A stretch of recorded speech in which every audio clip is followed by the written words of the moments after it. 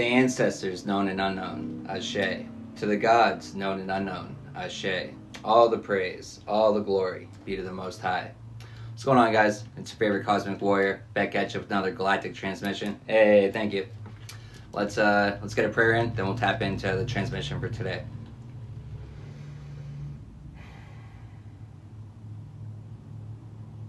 Spirit, thank you for coming through. Thank you for guiding and protecting this message. Thank you for removing any negative energy from the area. Thank you for allowing this to get to any and everyone it's intended to. And so it is.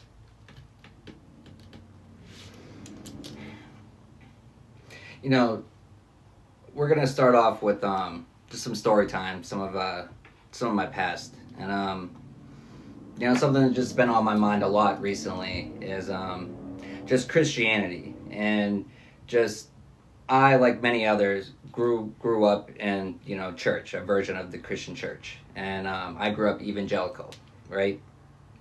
My dad was in a part of a really, from what I know, just a really tight group in college, right? And out of this tight group, these people, two of them are pastors, you know, and but this group of people, it's my whole growing up, you know, I was brought up homeschooled. I was brought up, you know, going to evangelical church.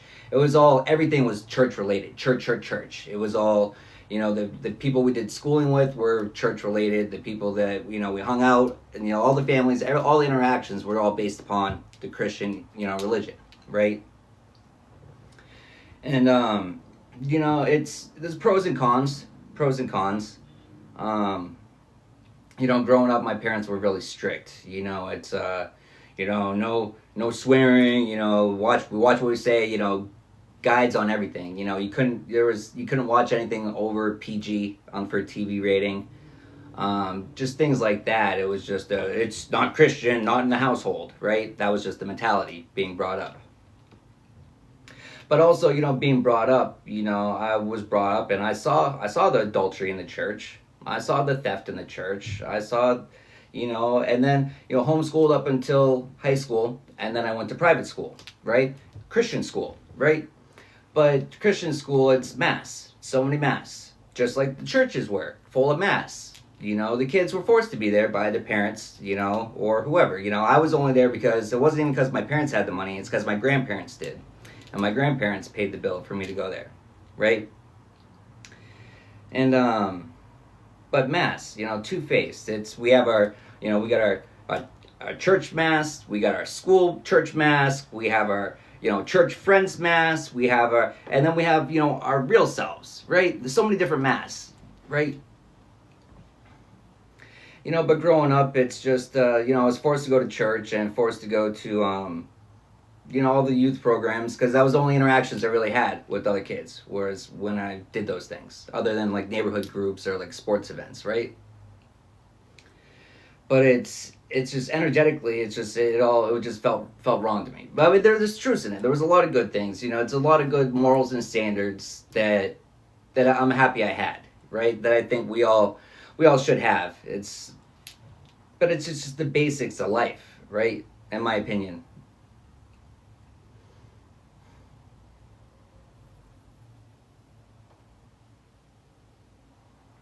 You know, but as soon as it was my choice, you know, I stopped going. It's looking back at it now, I don't know, it was always discomfortable. It was always uncomfortable, you know, wearing masks, you know, everywhere, just feeling like the need, like I couldn't be myself, because, you know, it's just, what are other people going to think? And this goes against their opinions, and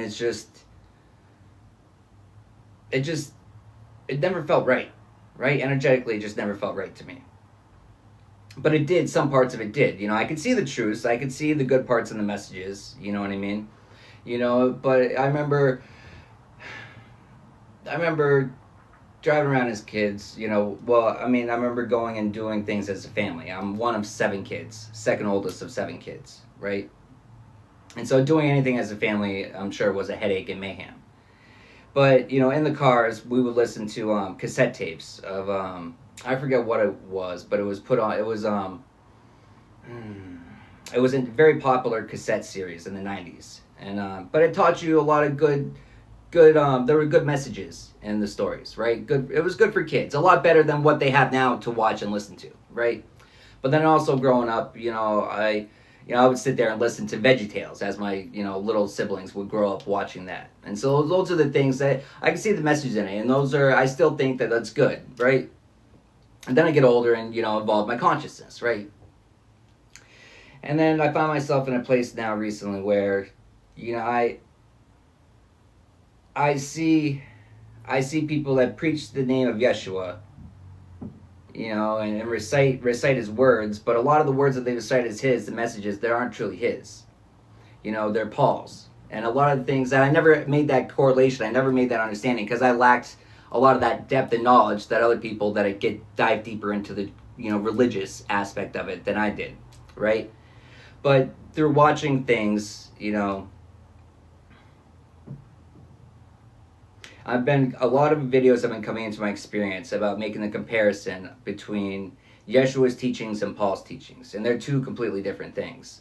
And I was watching this video of it was this guy, I don't know his name, I just saw it. Actually, you know what? Let's watch this. Hold on.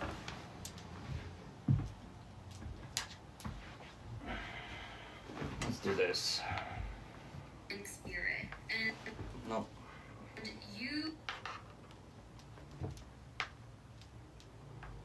Okay, here it is. This is Pierre Grimes. He's a PhD on early Christianity, Platoism, and reincarnation.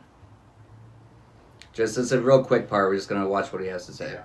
I don't know that you find it in the central doctrine of present day.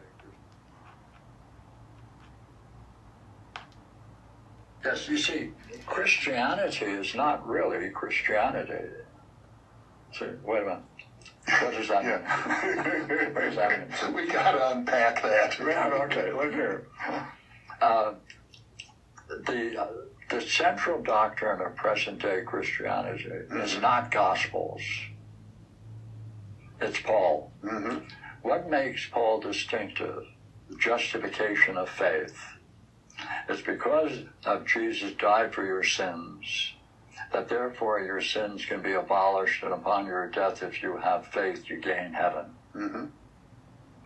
There's only one difficulty with that. You can't find that. Literally, you cannot find that in the Gospels.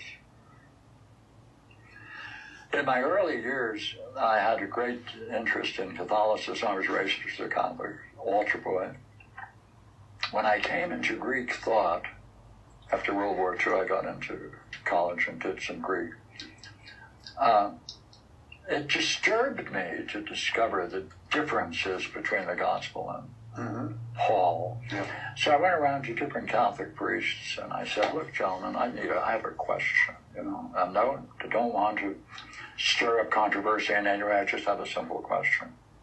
I can't find what's principally said in the letters of Paul in the Gospel of Mark, and he's the first Gospel.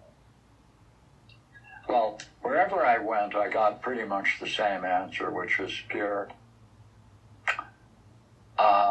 you can't design a religion out of the Gospels.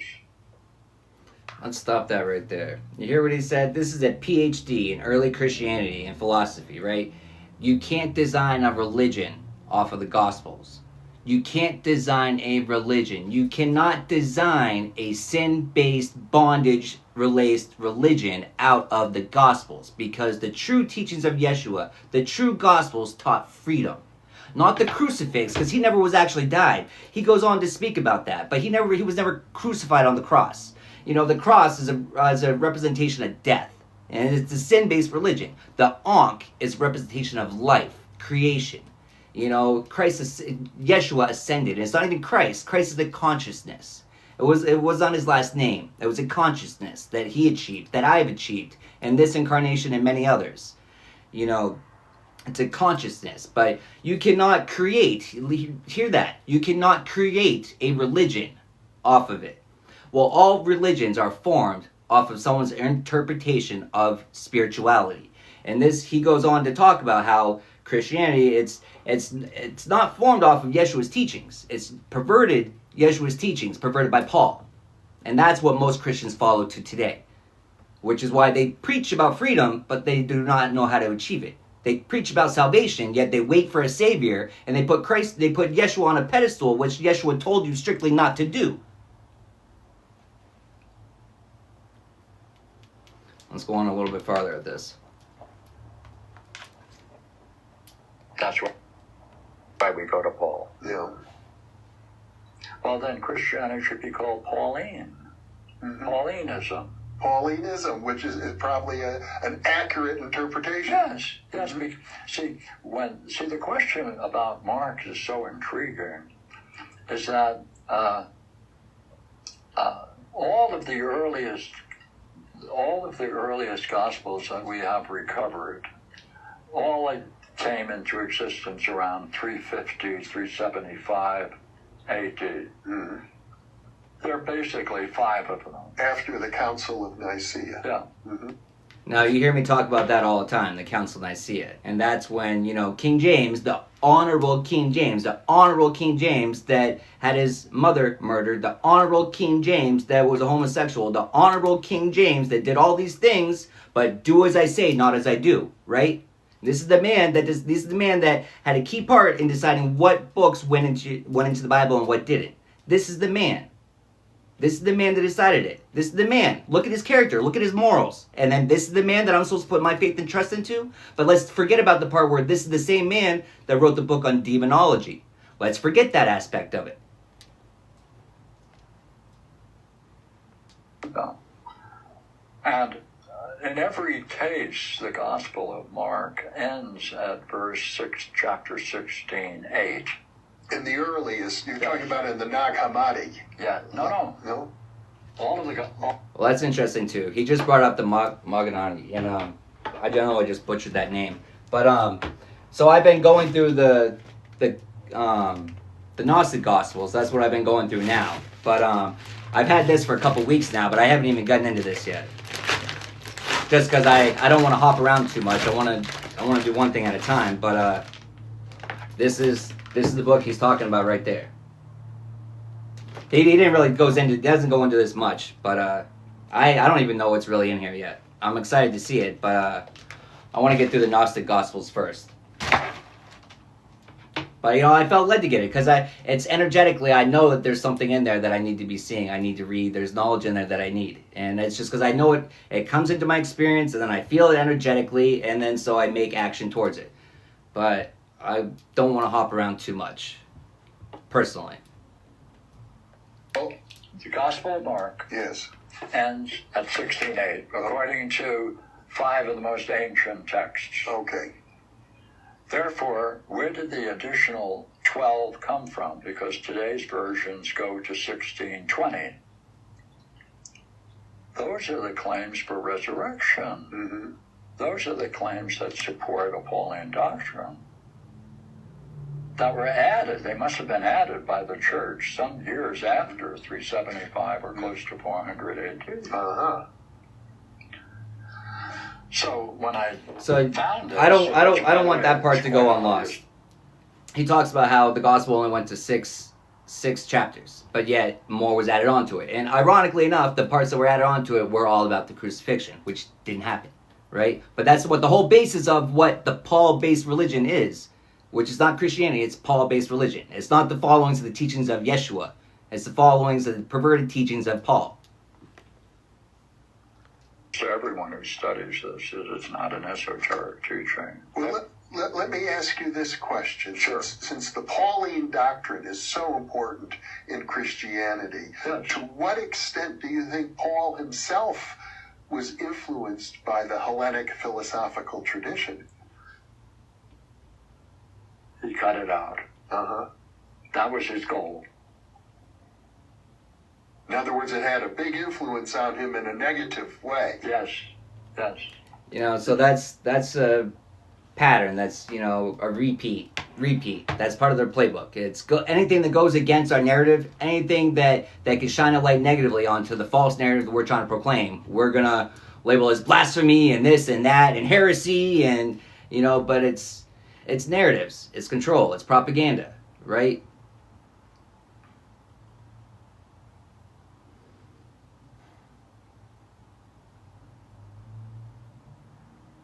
but it's our job to do our own research. It's our job to form our own minds and to make our own minds up, right?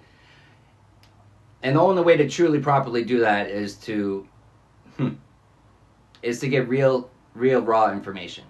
And not to say that there's not good things that you can be found in other people's works. So for instance, there's a couple good people that I'm not quite sure what their names are. One of them, his name is Bill. He's a white guy. He's got wears glasses, and he talks a lot about the Bible and makes correlations between he breaks it down on a more of a, this is the true meaning of it. Read between the lines. This is how you really understand it, right? And then there's what was the other guy? Bobby Kemet, I believe was his name too. Two very well educated guys as far as real meaning and understanding of the Bible and how to apply it to your life, right? And another thing, so there was a book that was gifted to me by someone that gifted me the Kabbalion and a bunch of other stuff, and which, looking back at it now, the more that I understand, I didn't even know who the author of it was until I just went to go look it up earlier before this video so I could tell you guys, and it's Manly P. Hall, which is interesting enough because the more I learn about it, Manly P. Hall was a Mason, but he has this book called How to Understand Your Bible, and that was also very helpful for me as well. Just give a different perspective, it's more of an authentic perspective, in my opinion, not washed down, and but it resonated with me, and I found a lot of truths in there personally. So if you're intrigued by it, if you want a different understanding of the Bible, I would recommend getting that book. It'll help change your perspective on it, help you understand it a little better, right? But what I'm being reminded of is, where that book went? It was when I came back to Ocean City, there was this guy I met. And, it's someone that he grew up Catholic in the Catholic Church, right? And he was still going to Catholic church every Sunday. And I remember one Sunday I went with him, right? I was up on the beach. I was chilling. I didn't have anywhere to stay at the time. I was still sleeping in my van, or my truck.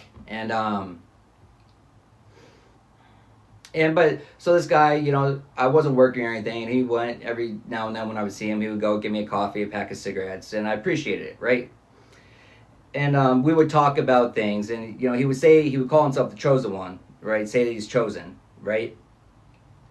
But when I would try to talk to him about any of the deeper spiritual things, I could tell really quickly through the conversation. He would get really he was still really indoctrinated. He hasn't freed his mind. It was really clear to me he hasn't freed his mind.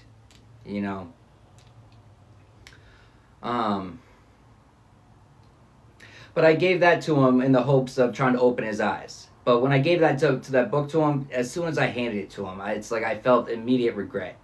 And in the sense of, I knew it was a waste. I knew he was not going to take this. I knew what the knowledge that this book had, but it's useless if he has no will. If he would. He calls himself a chosen one, but will block certain things out of his mind. He's still really limiting himself. But what do I expect when he's going to the places and the teachings that he's receiving? And he's not freeing himself. He's digging himself deeper in, which was sad because I knew that book could help him understand, but only if he allows it to. But when I saw him weeks later, I asked him and he hadn't even picked it up. And so I doubt here we are a year later. I would like to think he did, but it's whatever, right? I gave it to him with the hope that he could use that to elevate and help himself free himself. Or at least look at things a little differently, because I knew he's stuck. I could see he's stuck, and I tried to help him. But it's beyond me, right?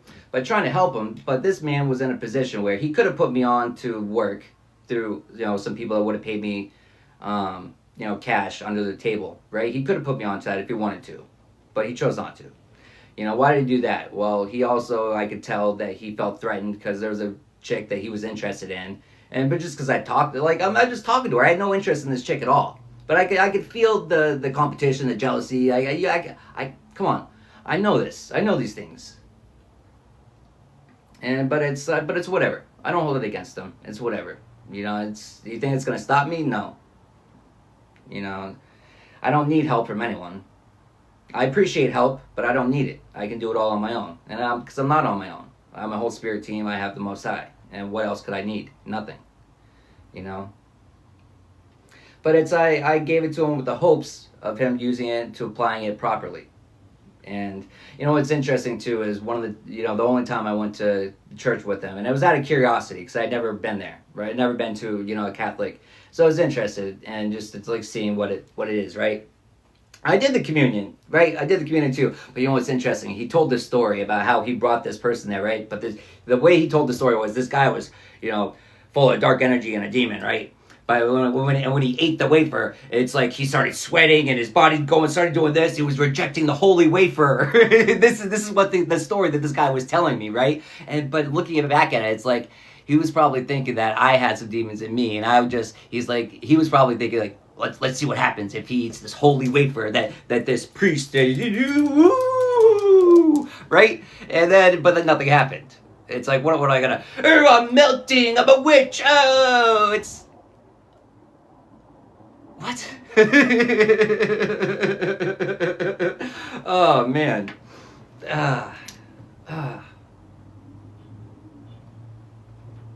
But that man, whatever he was still looking through his worldly eyes. I can tell he wasn't looking through his first eye.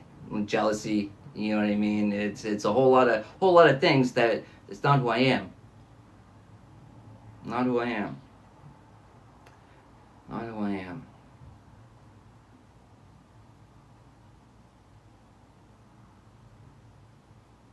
But yeah. All right, let's get in a chapter on this. Well, not a chapter. We're just gonna go the next part. So this is from the Apocrypha of John, and this is gonna be part 3, the journey of the soul and the power of knowledge. I asked the Savior, Master, will every soul be saved? Will all eventually return to the pure light? He replied, you're asking something profound. Yet only those who belong to the race that does not move, the eternal ones, can truly grasp the answer. These are the souls upon whom the Spirit of life descends, and when it does, it transforms them. They are redeemed, perfected, and made worthy of the eternal glory. These are the ones who cleanse themselves of evil. They have no desire for corruption. They seek only what is pure, untouched, and eternal. The physical body is a burden to them, but they bear it with grace, knowing a time will come when they will be reunited with those who will free them from it. These souls are destined for unending life. They endure trials with strength and patience, so that in the end they may inherit the good and dwell in the everlasting light. Then I asked, Lord, what about those souls who received the Spirit of life but did not choose this path? He answered, when the Spirit descends on someone, it brings change and opens the path to salvation. Without the Spirit, no one could even stand upright. The Spirit touches everyone, and if it grows within a person, power awakens too. Their soul becomes firm, and darkness cannot claim them. But if the false, artificial spirit takes root instead, it leads the soul astray. So I asked, Lord, when the soul leaves the body, where does it go? He smiled and said, if the soul has grown strong and holds more of the true light than of the artificial spirit, it escapes evil's grip. With the help of the incorruptible one, it is saved. It finds its eternal rest.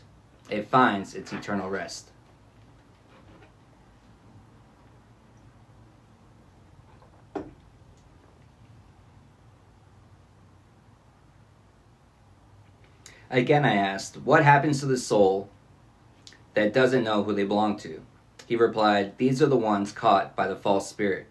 They've strayed too far. Their souls are heavy with confusion, pulled towards evil, lost in deep forgetfulness.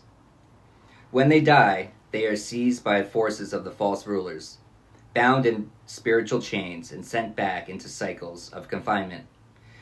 They go around and around until one day, through true knowledge, they awaken. When this happens, they can be made whole and be saved. Then I asked, Lord, how does a soul become small enough to fit into a human body? He was pleased by the question and said, You are blessed for seeking understanding. A soul must be guided, led by another who carries the spirit of life. Through that guidance, the soul is saved. And once it is truly saved, it will not need to return to a body again. Then I asked, What about the souls that once had true knowledge but turned away from it? He answered, They are taken by the demons of emptiness, beings that drag them into a place where no space for repentance remains. They stay there until the final day comes, when all who have defied the Spirit will face a judgment that does not end. At last I asked, Master, how did the false spirit come into existence? He looked upon me and began to unveil a mystery long hidden. The divine source, both mother and father, is a spirit of compassion, the sacred presence that suffers alongside humanity, he said. This Holy Spirit, through the insight known as epinonia, born of light's providence, guides the true children of the divine lineage. It lifts their hearts, sharpens their vision, and rekindles the inner radiance that has never truly left them. But when the arrogant ruler Yaldabaoth saw these beings rise, when he realized their wisdom exceeded his own, he was shaken. Fear overtook him. He grew desperate to stop them, to bring their growth to a halt. Yet he could not comprehend the depth of their ascent, nor the distance they had already reached beyond his grasp. And he was powerless to stop what had already begun. In his frustration, he devised a scheme.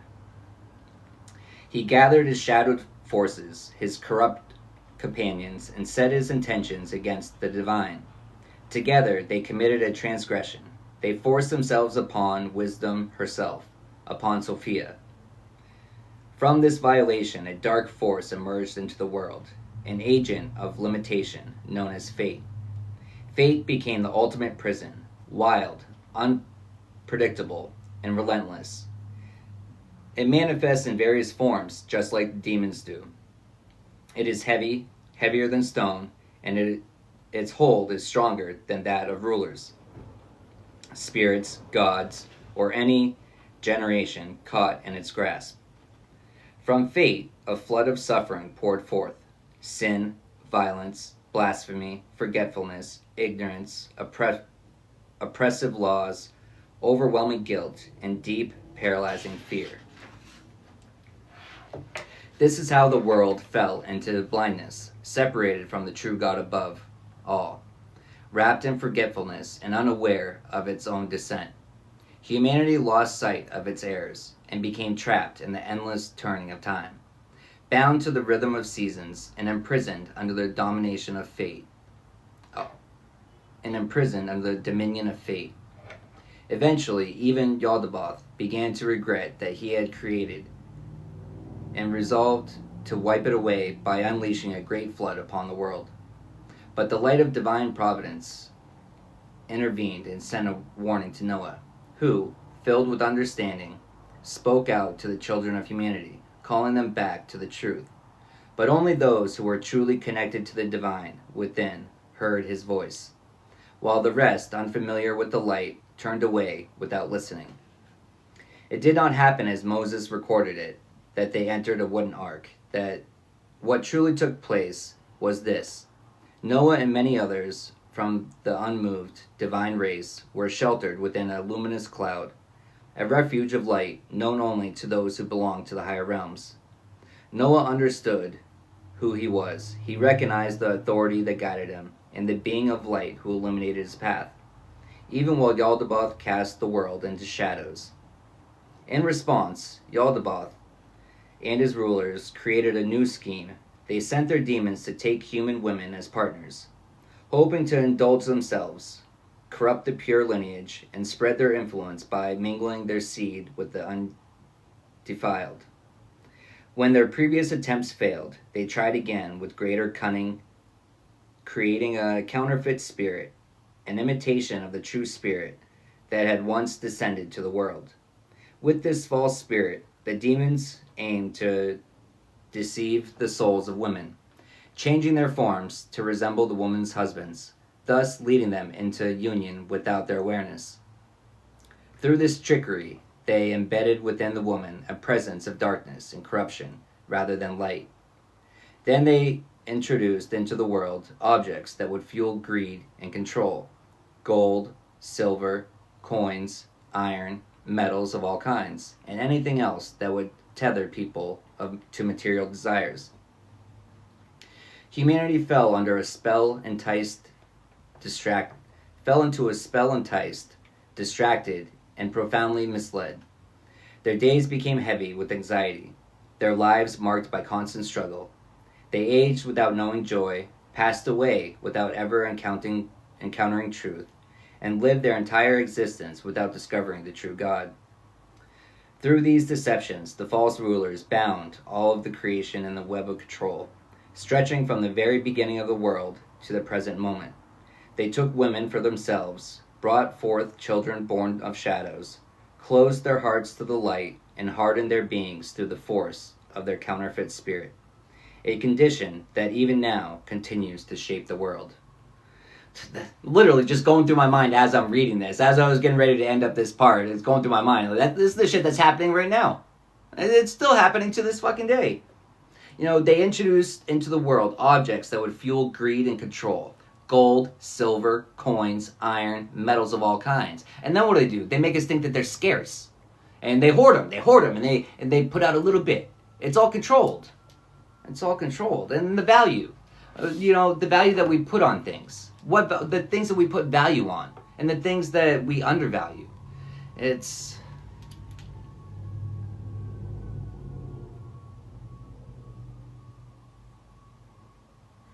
Yeah, but the things we put as value, the things that we stand firm on, the things that we stand 10 toes down on that these are truths, but are they really though? Have we ever done any research on it? Have we ever questioned it? Does it the truth stands up to questions. Lies don't.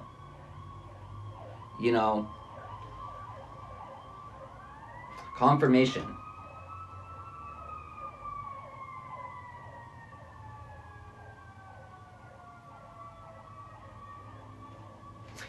Ultimate collection of truths.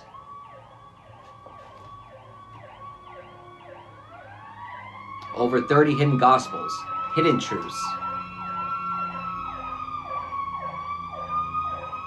Large print, big, bold, in your face. The knowledge is out there if you choose to seek it.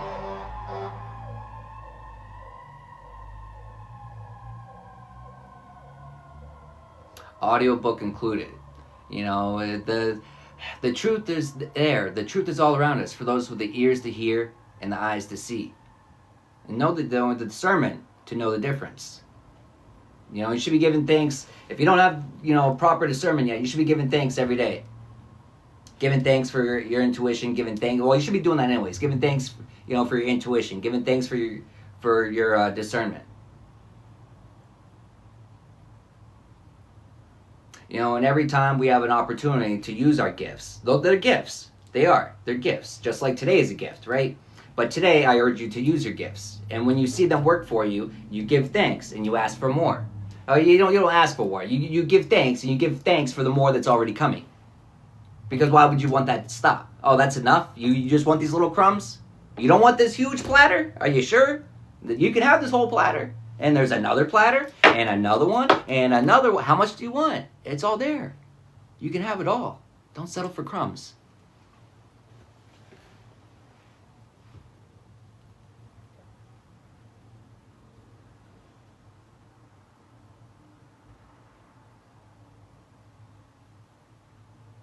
What was playing through my mind is preparing a table.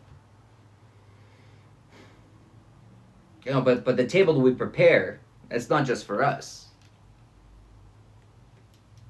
It's for those that have no table to sit at. It's for those that have no food. But what's at our table? What food's at our table? Is it food that just temporarily satisfies the wants of the flesh, the needs of the flesh? Or is it soul food? Is it soul nourishment? A lot of our souls are completely malnourished. Sucked dry. been sucked dry.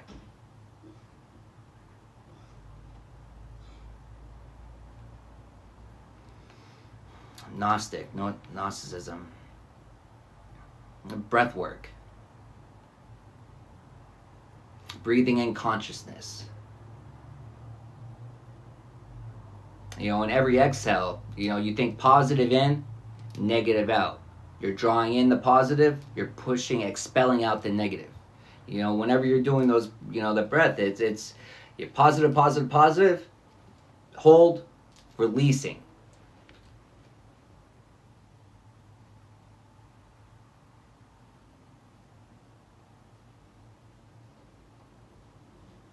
You know, Yeshua's teachings, the temple of God is within you. I can't show you where it is. It's in you. And even if you cut someone up, you can't see it in them. You know, you don't need a church. This is my temple. This is my temple.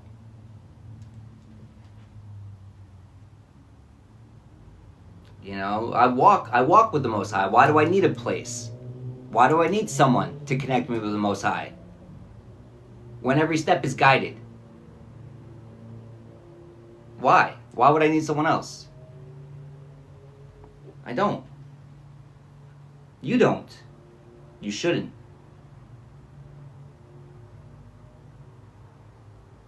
You know, what do you need? You need the intentions to want a connection with the Most High. You need that intention. Intentions are everything.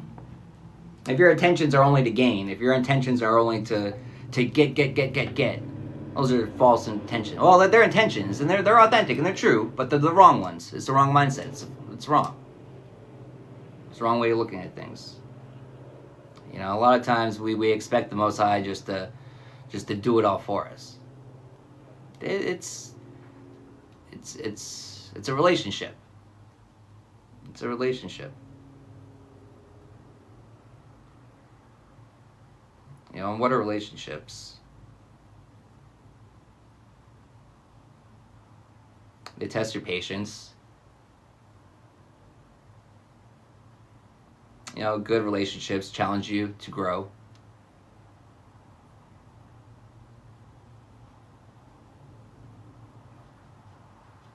You know, good relationships will, I don't want to say support blindly, because, you know, a good friend, a good whatever, is going to tell you when you're in the wrong. Or maybe it's just they perceive it as wrong, though. Maybe, but sometimes we are in the wrong. But other times it's other people trying to tell us we're in the wrong when they don't understand what's really truly happening. You know what I mean? That's why it's really important to look at the person that's saying the words. You know, look at where are they coming from with these words? Are they coming out of a place of authenticity, out of a place of care? You know, where are these words coming from? What are their intentions? You know, you always need to question what someone's intentions are. And if you don't know what their intentions are, be wary of following their advice. Especially if you feel it to be off, like energetically. You know, always trust energetic. You know, energy doesn't lie. Your internal compass doesn't lie. But a lot of us are, you know, it's funny because we have moral compasses, yeah, okay, yeah, but then we just have knowings that is just it's resonations. It's just like I can't explain it other than just knowings.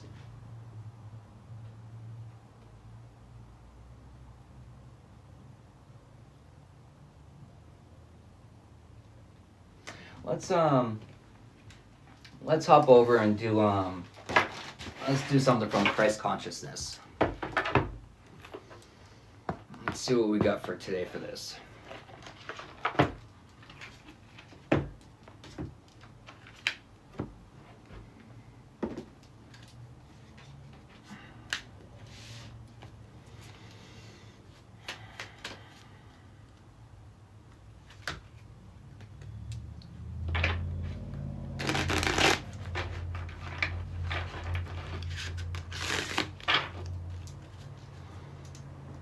All right, Spirit, what's the message for today? That's a lot. I can't take that many. 1 or 2, please. 1 or 2, please.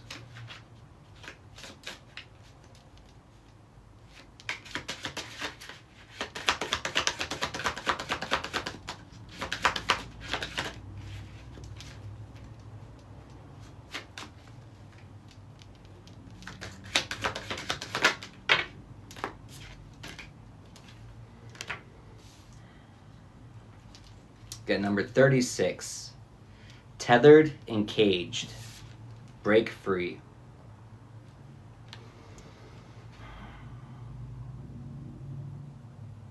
You know what I'm seeing right there too, though? It's there's the two videos. One of them, I think it was Jackie Chan or someone. It was one of the Kung Fu masters, right? But he was locked up in a room, in a cell, right? And instead of exerting energy and wasting energy trying to break out, he just calmed down and went into meditation, right? You know, but then the Bible stories about, you know, in the cells and, you know, facing execution. And what are they doing? They're giving praise to God. It's not where I'm at, because God can change everything. You know, God can change everything once we get rid of what's tethering us and caging us. A lot of it's programming, the false programming. What's the difference between, you know, it's knowing and believing. It's you believe in things that you do not know. And when you know things, it's like when someone approached Yeshua at, I believe he can heal me, or the difference of I know he can, a simple touch and I'm healed, just like that. It's the power of your mind, but it's also the way that people can shift themselves. You know, they could be an addict or an alcoholic or something, and they can feel so strongly and resonate so much with that new person that they just shift into that new timeline just like that, like they never had the addiction. It's the power of you have to resonate those frequencies. But when you do and you mean it, and you truly, you can't fake it. You can't fake that energy. You can't fake that knowings. You know, it's, yeah, I believe it's, but your energy and your actions all say you don't.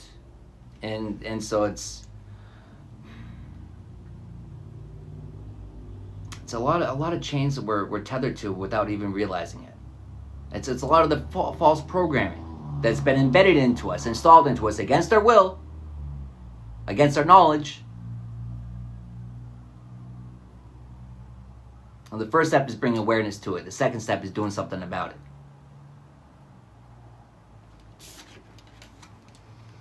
Card number 50. Now, well, interesting. Doing something about it. 50 breaks down to 5. 5 is change. Sacred sexuality. Healing and connection. Well, but it's also tethered and caged, you know, to our lower chakras, to the wants of the flesh. You know, it's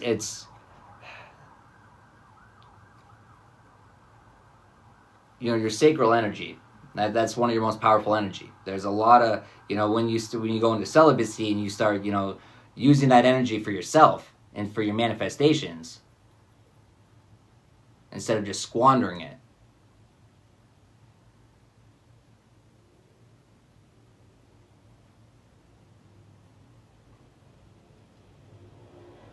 You know, but it's also believed that it can help heal yourself internally from ailments. You know, it's using your life force for yourself. But it's also, see the flames? It's like the internal flame.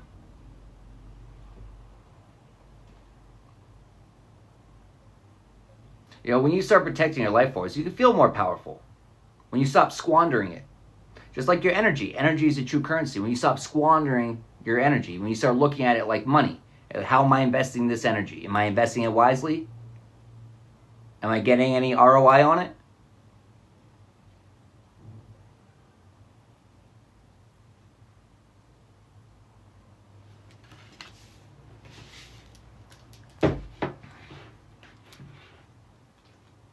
But tethered and caged, 36 breaks down to 9. But you know, breaking out of the cages, breaking free so that we can birth new things that we prefer. But we have to get rid of the things that we do not prefer.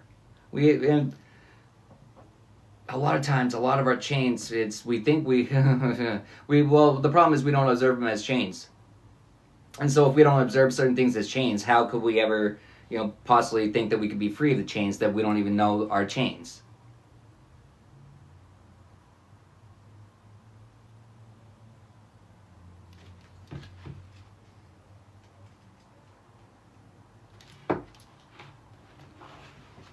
Choosing this card today suggests that you or someone around you may be struggling to escape from manipulation, toxic, or lower energy that keeps them active in destructive relationships or dysfunctional thinking, behaviors, and situations. It may be linked to addiction, repetitive cycles, and being attracted to what is unhelpful or unwise. Alternatively, sometimes we choose to avert our gaze from what needs our attention due to fear of what it will entail, and whether we have the strength required to break free. However, the overwhelming compulsion that something we are tied to is stronger than Christ's light that we hold inside of us is totally untrue. These darker energies may be compelling, attractive, and tempting. What once started off as experimentation, fun, and curiosity can trap us into mindsets and actions. The addict is one who believes only the next fix matters, be it drugs, alcohol, food, sex, work, or gambling. And there are many addictions. Most of us have unhealthy attachments to something, including lower energies such as gossip, projection, and denial. In truth, anything that separates us away from our God-given right to live good, happy, and free life is devil energy. Not the devil with two horns, but the darkness that we can unintentionally invite in to entertain us, to fill up the hole and vacuum where our own power, strength, and divinity should lie. There is often an open, unhealed wound that leaves us vulnerable to, for example, people with false promises, quick fix answers, something too good to be true, or just the desire to smother and cover up the wound with anything to make it go away. It is also linked to the inability to see the beauty and joy in life, having our head filled with doom and worst case scenarios, and focusing on what could go wrong and our inability to avoid it. We may be reading and watching material that has lowered our vibration, unable to discern the intention with which it is created and shared. It may take us into a plane of unrelenting misery and altering reality. This can be via endless submission into, for example, violent video games and simulated dark artificial worlds. Again, balance is key, and we need to ask ourselves, is this helpful? Is it constructive? Can I learn something from it? And does it show me lessons and the way back to the light? If the answers to all of the above are no, it is wise to change course and, like the sunflower, turn your head towards what is light again to nourish you. The truth is, we are never fully trapped if we tap into the power we have within. There is always a way out, and spiritual help is available. The key is there to unlock our shackles if we just look up and reach for the light. Today strive to remove yourself from the source of your discomfort. This may necessitate big or small changes to your everyday life, but it starts with acknowledging what is out of balance and taking small steps towards a new way of being. A new chapter beckons that is more healthier, happier, and more in tune with who you really are. Ask Christ to show you the way and take your hand. See, I don't like how they worded this, because it just, reading it, when it comes to words like that, it's, when I see that, ask Christ, it's your higher self, your higher consciousness that you should be striving towards. It's your higher consciousness. It's if you want to call upon Yeshua, but don't call upon Yeshua as Christ. Like that's the wrong way of doing it. That's just wrong.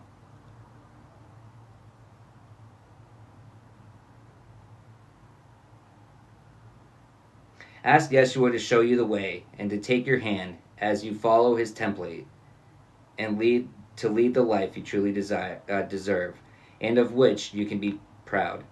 Be gentle with yourself today. You are loved and stronger than you think.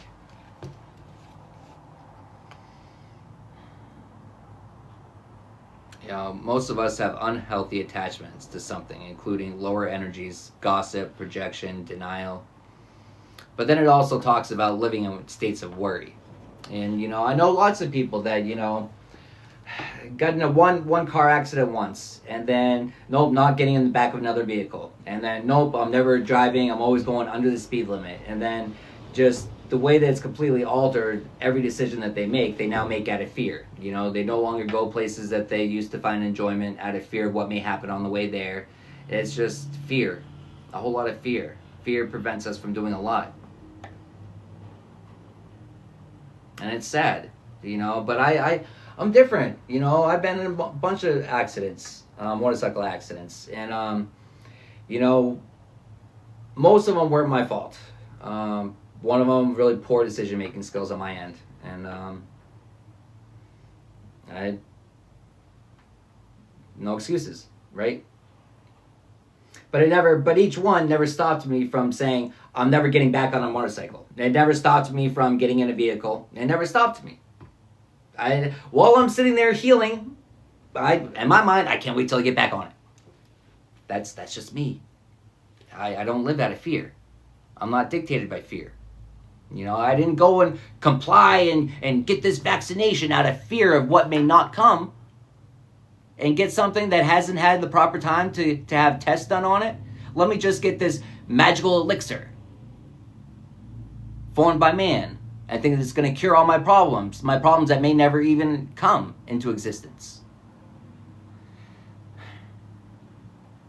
But what was it, Benjamin Franklin, that said that those that would give up their rights and freedoms for a sense of security deserve neither freedom nor security? You're going to give up your rights and freedoms for a sense of, you're going to wear masks that are, but it's not even that. It's look at the people that were trying to demand us that we wear these masks that are what? That are scientifically proven to not do shit other than to give you a false sense of security, a false sense of hope, a false sense. False. I observed it as such. A way of controlling, a way of experimentation. I saw clearly all the false in it, and I decided not to subscribe to it. Fear. They like to use fear to get you to comply. And if the fear doesn't work, then it's from society, it's from your family, it's from your friends, it's from the religious leaders. They're gonna put the damnation onto you. Just comply. What are we complying to? What are we complying to? Complying blindly. Submitting blindly. It's not a way to freedom. It's not a way to break free. Curiosity may have killed the cat, but it freed the slave.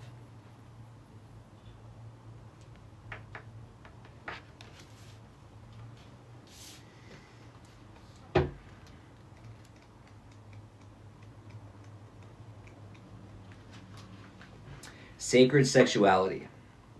Healing and connection.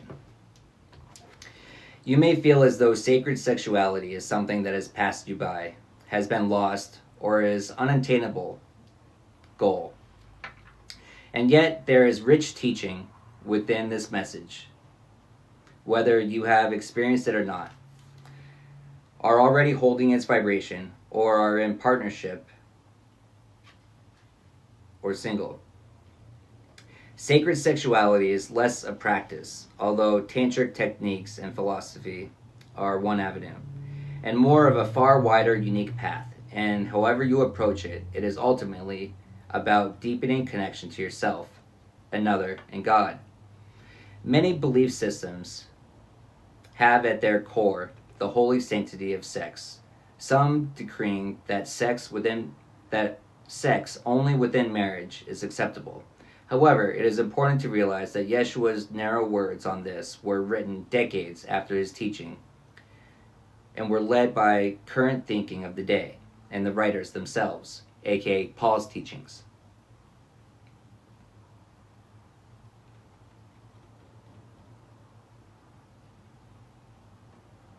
If you ask Yeshua now, his teaching is that sacred sexuality is to be celebrated, not condemned.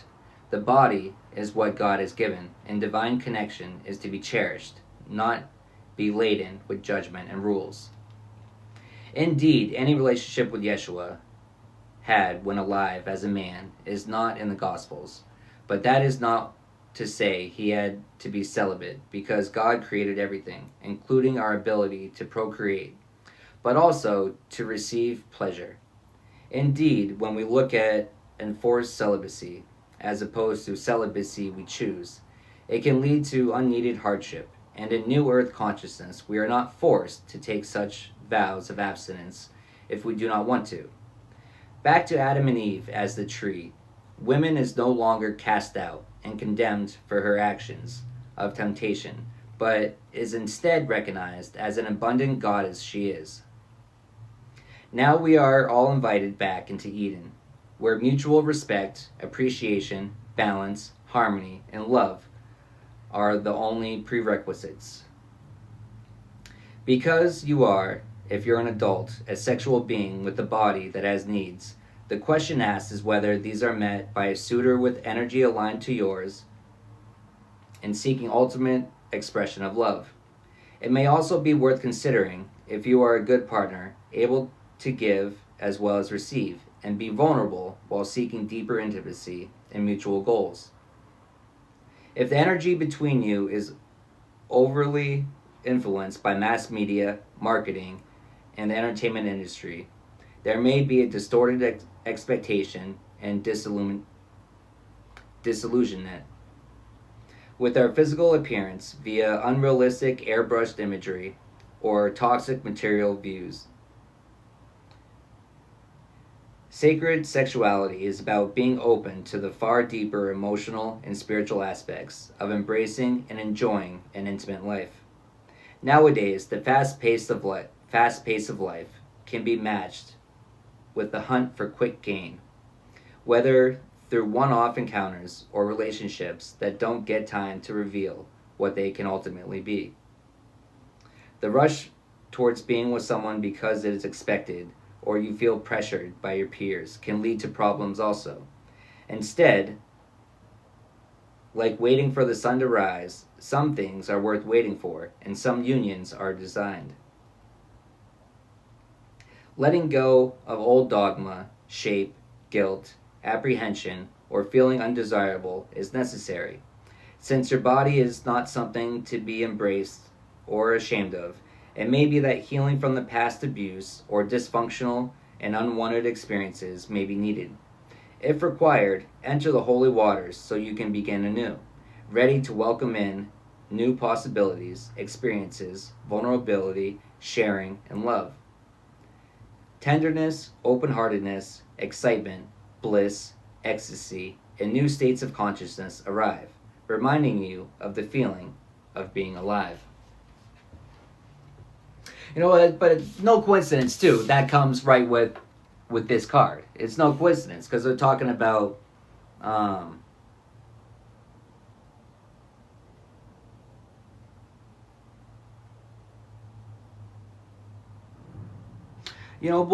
but the bonds, and one thing that's coming to my mind is feeling rushed and pressured by society. If I'm single, there has to be something wrong with me, or I have to be in a relationship. It's how many people jump from one relationship to another, to another, to another, without ever taking the time to heal themselves, without ever taking the time to find themselves. They think that I'm going to find myself in the next person. I'm going to find my healing in the next person. You're not going to find it in the next person. Whatever it is that you're seeking, that you think that you're going to jump out of this relationship and hop in the next one and you think you're going to find it, I'm sorry, Buttercup, you're not going to find it. You're going to find it inward. You need to fall in love with who the fuck you are. You need to know who the fuck you are. And you need to fall in love with who you are. How could you expect anyone else to truly know who you are and truly fall in love with who you are if you have no glimpse of who you are? If you have no idea? You know, celibacy. Have you ever taken any time for celibacy? You know, I've been single most of my life, but you know the irony of that is, most of the people I've been hanging out with, the people my whole experience this incarnation, and relationships, but they're all fucking unloyal. I've been surrounded by unloyal hoes. All of them. Men, women, doesn't fucking matter. I've been the most loyal, and I've been fucking single. I'm not even hoeing around. I've been celibate most of my life. By choice. That's what Go talks about in here too. By choice. Not forced. Not forced. But I honor myself. I cherish myself. I respect myself enough.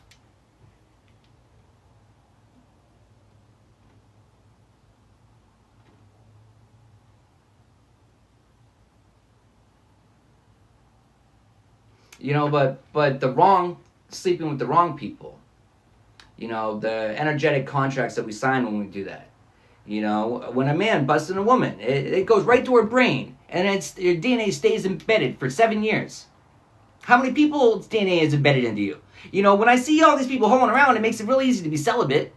When I see everyone's fucking each other and everyone's in bed with each other, when I can't go around in town, everyone you talk to, you can't meet anyone new, because everyone's already slept with everyone, and I don't want someone that's already slept with all my friends. I'm sorry.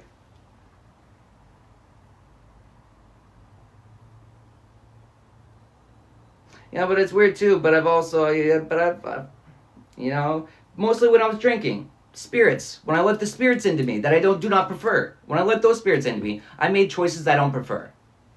Well, I no longer allow those spirits into me. I no longer make choices I do not prefer. You know, but even masturbation as well, though. Oh, when you stop doing that too. You know, what's interesting too is, you know, when the first time after, when I went into celibacy out of a conscious choice of a spiritual reason, right? Because I've been celibate a lot, just out of choice, but never for a spiritual reason, right? But then when I did, and then I started, you know, after the first year of it, then it's like I wanted to, you know, after going into my cocoon and healing and celibacy and everything, then it's popping back out, right?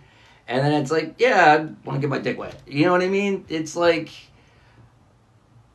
but I still wanted to do it properly, so I'm seeking these questions. These are questions I'm asking people, you know, but I wasn't surrounded with people that had answers that I needed, or that I wanted. But they were very helpful to me and where I was at the time. They helped me grow, but there wasn't much more I could get from there. Part of it was, you know, some of them, you know, I'm asking men's questions. You know what I mean? But then some of the men haven't gone through the experiences I have, and they're not treating their life the same, so they don't even truly have the same answers for me. Well, they don't have the answers for me that I was seeking. Because, like, how do I get what I want, how do I fulfill my wants of the flesh and still energetically keep myself aligned was what I was seeking. Because I was celibate for over a year that time. You know, and then, but it was like, I was still seeking how to do it properly, right? Because I wasn't just about to jump into a relationship. I've never been about that, just jumping into one, right? But then it's also being more conscious of the contracts that I'm signing, and then it's like, how do I get but it's what I want. It's not what I need, because it was a sense of need. It's a want of the flesh. I don't need, we don't need it. We want it, right?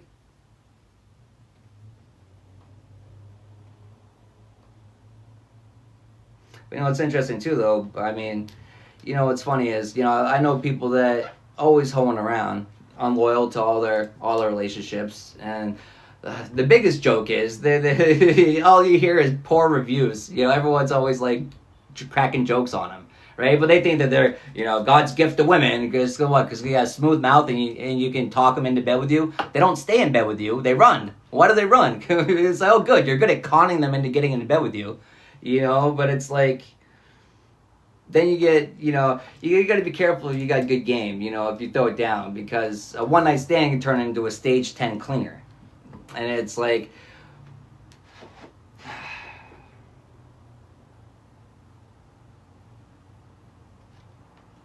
I don't know, but it's like, at the same time, it's like, just because you're good at sex doesn't mean you need to be hoeing around. But then it's like knowing that you're good at something and having the want for it, but then still respecting yourself enough not to do it. Waiting. Waiting for what? Who knows?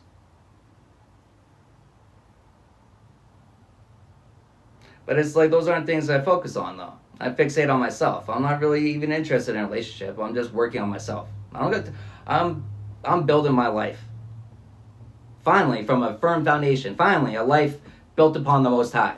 A life that I'm proud of. I'm a man that I'm proud of. The first time I've been able to say it this incarnation. Because I'm truly free. I'm truly free. And I'm so forever grateful.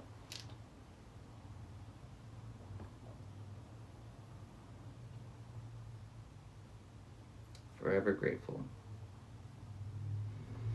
But yeah. How you guys doing?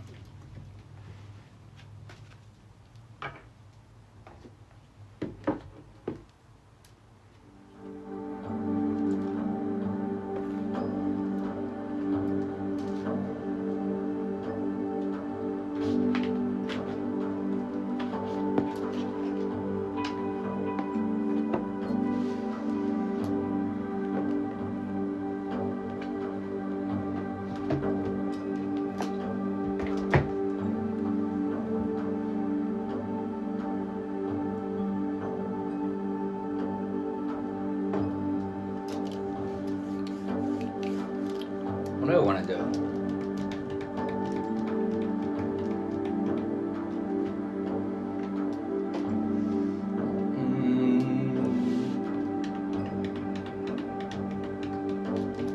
I am excellent.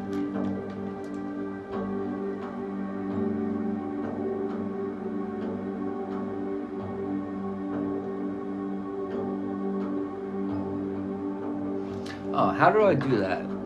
That's what I want to do. How do I...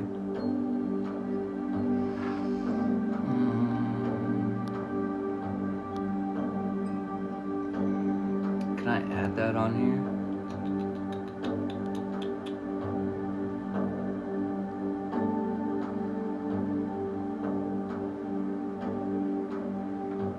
Try and guess. Now, I was fucking around with the... I was looking here on TikTok, and I saw something where there's supposedly like a list that I could start doing. I don't know if I have to set that up before the live goes. I wanted to do some reads for you guys, but I wanted to test that out and see if how that system works. If it looks like it's something that you guys can click onto to add your name onto a list, and then as I select through it, as I go through the list, it just pops up through the cycles through. But I'm not sure how to get that going.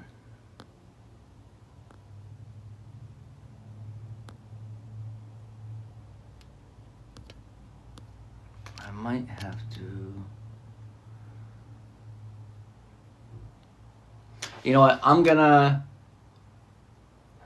end this live. I'm gonna reset, take a little break. I'm gonna hop back on shortly, and I'm gonna see if I can test out the list thing, and we'll see if we can get that up and going. But thanks for tapping in. Thanks for all your likes, your shares, your comments. Thanks for the exchange of energy, and I'll see you shortly.